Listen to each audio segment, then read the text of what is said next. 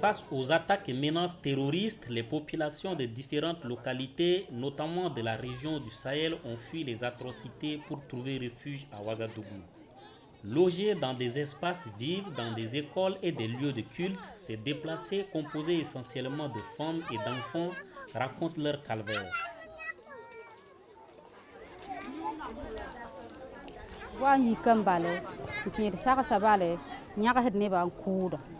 Tara kuubun tar kuubo wa kulog tondo wa ta tondo ton ya sa yemrin be woto ku saga dare o kelin yi se bana foto ku to ta mik beni kelin ku ne ben ta pila yi ti ton sire bana ba kelin ya ne yunga kelin zo kinwe wa o bin kinwe wa me o kelin le ban kale wa ton me kelin zinin gyer ban ko ton me yik nyogo bon sa wu ku kwamba saga seret na ban wu teda kelin keno to juska ton rahman na soro zugu ton na to tabur zanga ton rahmanu da la ton tabur zanga ti ton ya demand camion nan dik ton wasika ton ya hame ton pataro dun ganye ton patar ko sol hirie sa fan me ton patari man pane ton tare liba ton patari par han zo soto fa ton pam dibe fo nyon la fo bawda ton ni paraba se pam avion yan wa la sidebnam nan kai sidebnam ton pami bimbe ibe bokin ibe bulgi ibe ni zakin wala ton pami.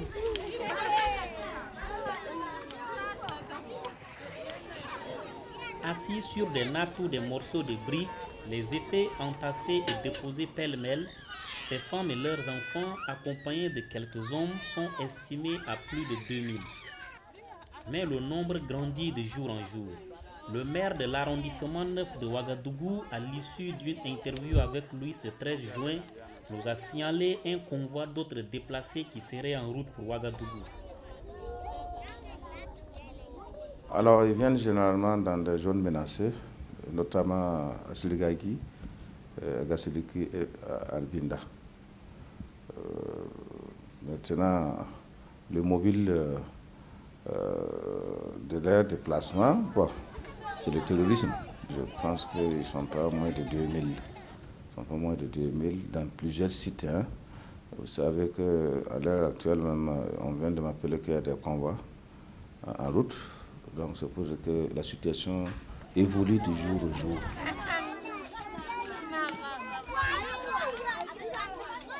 Le village de Alimata est presque vide. Les habitants se sont dispersés.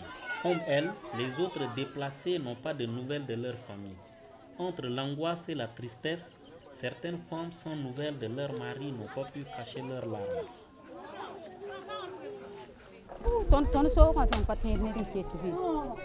Ni ba fan zoe me ni ba wayi kwan katiyang pa ya kan ba odlibde ya oro bale ya se let se pere kenan nawa to nyam se min nim ban min wata to to ton ken la nyabada ne wen na moto ko to na ton ye pam zigin na lalla ora ton ye nim ban ba ron wan ton kar kenan na ora ham kate kan ta burjanga ya nam pa mobile ka hamba ne fo nyam sa fa na ola be kenan ala ke tebe burjanga men ke tebe mobile lam pa ton ko sa ba pera wata za ba Oza kalem falon anke tibe ben wawo teram be burjang so kon harda bi obn zabne mobile ka bendi ke sampa portable no gum ta kiba.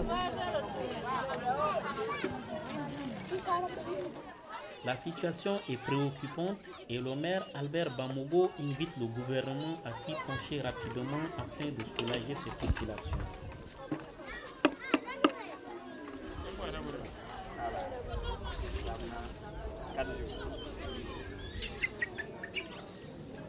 Je pense que ça devient un problème d'État. Au-delà de l'arrondissement, le gouvernement est saisi.